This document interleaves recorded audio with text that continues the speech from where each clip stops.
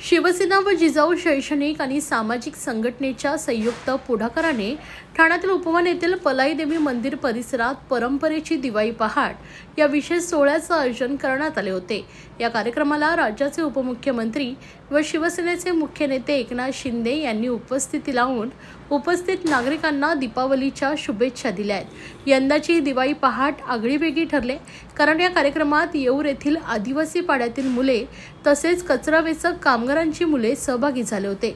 या सहभागामुळे कार्यक्रमाला सामाजिक समावेशकतेची छटा लाभली आहे, असं शिंदे यांनी म्हटलंय। तर ही दिवाळी खऱ्या अर्थाने समतेची आणि सर्वसमावेशक आहे।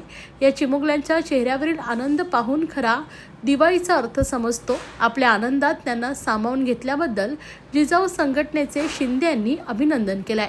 तसेच जिजाऊ संघटनेचे अध्यक्ष निलेश सामरे व कार्याध्यक्ष धीरज सामरे यांच्या कार्याची विशेष स्तुती करण्यात आली आहे। या दिवाळी पहाटला परिवहन मंत्री प्रताप सरनाईक, खासदार नरेश म्हस्के, माजी आमदार रवींद्र फाटक यांच्यासह शिवसेनेचे अनेक पदाधिकारी, शिवसैनिक आणि मोठ्या संख्येने ठाणेकर नागरिक उपस्थित होते। कार्यक्रमात पारंपरिक संगीत, सांस्कृतिक सादरीकरण आणि वेशभूषा यामुळे वातावरण पूर्णपणे उत्साही झाले होते। यावेळी महिला भगिनींना भेटवस्तूही देण्यात आली आहे।